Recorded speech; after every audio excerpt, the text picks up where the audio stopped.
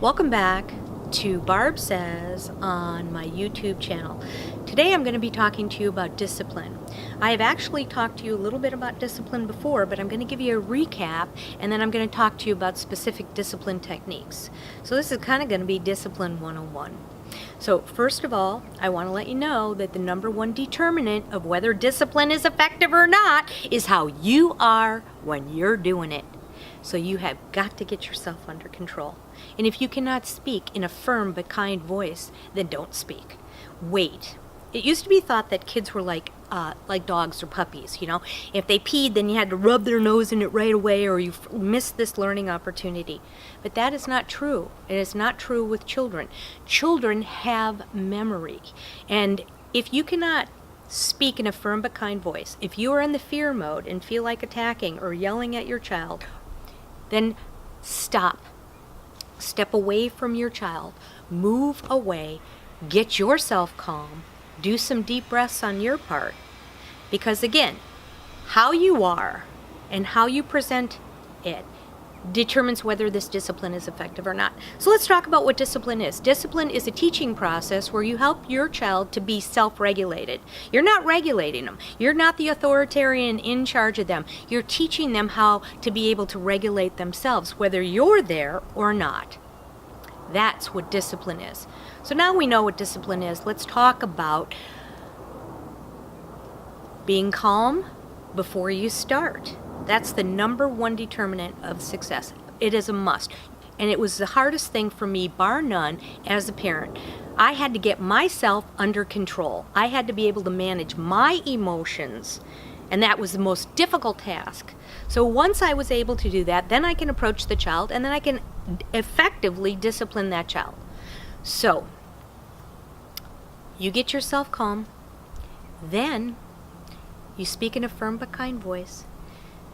And you have to figure out what you're going to say. But in order for you to respond appropriately to a child's misbehavior, you have to know what's driving the behavior. So I'm going to give you a quick review of the 4 drivers of misbehavior. There are 4 drivers of misbehavior. Think about a car, and a car has 4 wheels. Let's talk about what drives misbehavior. Before you can respond appropriately to your child's misbehavior, you have to know what's driving that behavior, what's causing that misbehavior. So let's look at what causes children's misbehavior. The first wheel is a legitimate unmet need. They are hungry, they are tired, they need attention. The second wheel is they're emoting. Anytime a child is emoting, even if they're super duper happy, it blocks their ability to think. A full emotion fills up your heart. The minute that happens, this moves in conjunction, fills up your head, and it makes it impossible for a child to think. You're going to see crazy behavior. The third wheel is lack of information. Parents often assume that children know everything that they do, but they don't. Their brains don't function like our brains function. In fact, their brains aren't even done developing till they're 25 years old. And they're experiential learners. Keep in mind, they have not been on the planet as long as you have, and they don't know what you know. And then the fourth wheel is kind of tricky because it has 4 spokes. Undue attention, power, revenge, and assumed inadequacy. Those are the 4. Go to my YouTube channel. We're going to upload a PDF that explains those 4 and tells you exactly how to handle each of those 4 situations. So, to recap, get yourself calm. Know what's driving your child's behavior so that you can respond appropriately. And then the third thing, I never, ever, ever try to change a child's behavior without addressing their feelings first. You must do that. And again, that's not the way I was raised. My parents made it crystal clear they didn't care how I felt. But with children, you need to care how they feel.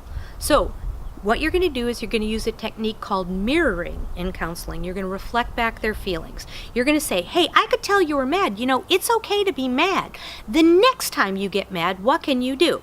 Well, they can't hit, they can't bite, they can't spit, they can't what? So what can they do? I ask parents, what can your child do? And they're like, I don't know what they can do. Well, the 4 composure techniques need to be taught because those are the things that help children regulate their emotions and help you regulate yours too. The happy hour 2-for-1 deal. Put your hand on your heart and say with me, my heart to your hearts, I wish you well. Subscribe to my YouTube channel, and if you need more help or you'd like to schedule an appointment with me, go to my website at parenting-plus.com. You'll find my contact information and give me a call. Barb says, deal.